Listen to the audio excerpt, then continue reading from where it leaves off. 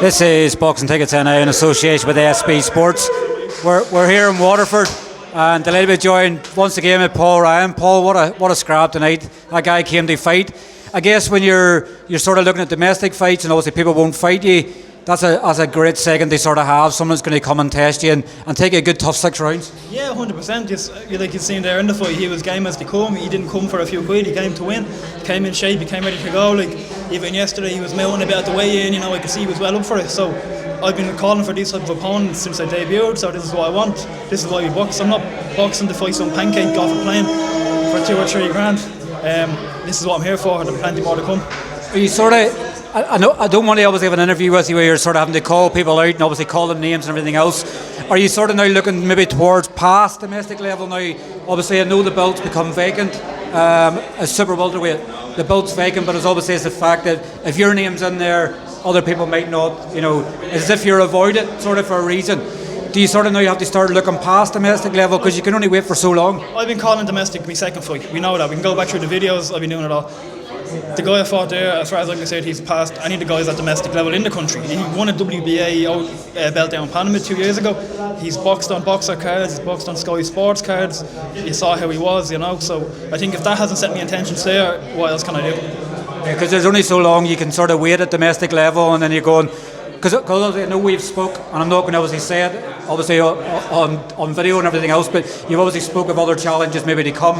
As it got to the stage now where domestic level, you've said you're going to be a world champion, so you can't sit and wait at domestic level if people won't fight you. I don't think you should be at domestic level still. If I'm 6 fights in now, I think it's time to actually go past it regardless. Two fights, you get your feet wet, 2 fights domestic, then you touch on, but I think it's time to move past it. We've made the offers, they don't want it, so what more can I do? How can I get these boys in the ring with me? Exactly, and that's one of the things. Obviously Paddy Donovan's obviously very similar to the fact that because of his talent he's avoided it and everything else. Do you now look at it and go, my next fight's going to be an 8-rounder and keep moving up the levels rather than wait for people to maybe say yes or to give you a silly offer for a fight? Yeah, but do you take probably a silly offer for a domestic fight at the minute? Well, look, the good thing is with Paddy, he has top rank behind him. They can throw the quid. I have no promoter. I'm trying to do it, me and Stevie are doing it our own way. So it's that bit more difficult again with the lack of push, the lack of money behind us. So it's like we're kind of waiting for someone to bite on the hook. But it is a waiting game. You don't be waiting too long. Like my last fight was 9 months. I should have had 4 fights by then, in all honesty.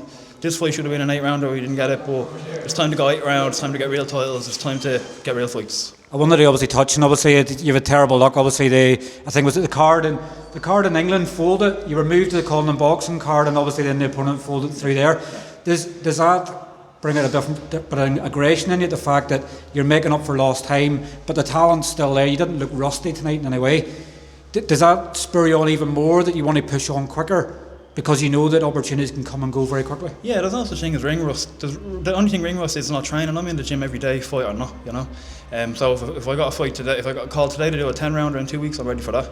I'm always ready, So hopefully the big fights come. It's the old school sort of mentality you have to go back to, isn't it? Just like, I have gloves, I'll travel, I'm ready to fight. Is it just the fact now you probably need someone that wants to be tested properly? Where you get an opportunity, say, in an away corner where they think they disrespect obviously your talent you have, and you go to upset someone, they maybe get a big promoter. They finally get you to sign a line with them? No, look, you have to look at it at their point of view as well. If I'm an English promoter, why am I going to fly an Irish lad in to butcher my ticket seller over 2 rounds? It makes no sense. I have this guy who's going to shift tickets every 12 weeks. Well, me and Stevie can sit here with you for an hour and go through every single light middleweight in the UK and Europe. We're offering the fight for free. We'll fly our way over, we'll pay our own hotel room. We don't want money, just give us a fight. And they're saying no. If we're not getting fights doing that, what can we do? Exactly. That's where you probably have to look past that and just go, let's start looking at 8-rounders, let's start looking at European trinkets. Then you have to look at it from the business point. Why would an English guy bring me over for an 8-rounder, for a 10-rounder when they know what I'm capable of and when they know what their lad's capable of? So they've a lad who's going to shift tickets every 12 weeks. Why are they going to bring me over? I have no promoter behind me. That's what I'm saying about Paddy. Paddy's okay, he has top rank behind him, they can put the money behind him, they can push him, we don't.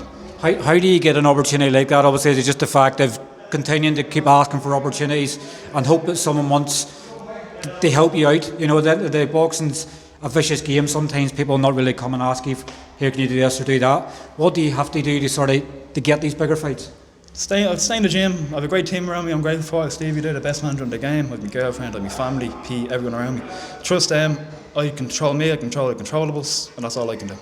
That's the only thing you can do. Control what you can do, and then obviously let what you do in the ring speak for like you. That, I trust Stevie. I know he's doing the work for me. He's going to make the calls. If he tells me I have a fight, yeah, I can ask him. I didn't even ask what the opponent was for this fight because I know whoever he signs me up for, game ball. So he's doing the work. I'm doing the work, and we're going to get there. Well, look, obviously enjoy your weekend. Obviously, fingers crossed that bad luck you've had has now changed. We can obviously get you back active and get you hopefully towards 10-0 towards the end of the year. Who knows? Yeah, just get a bit of an activity. Yeah, we throw enough shit at the wall, some will stick, Well, listen, thanks very much for your time. We'll catch up with you soon. Thank you.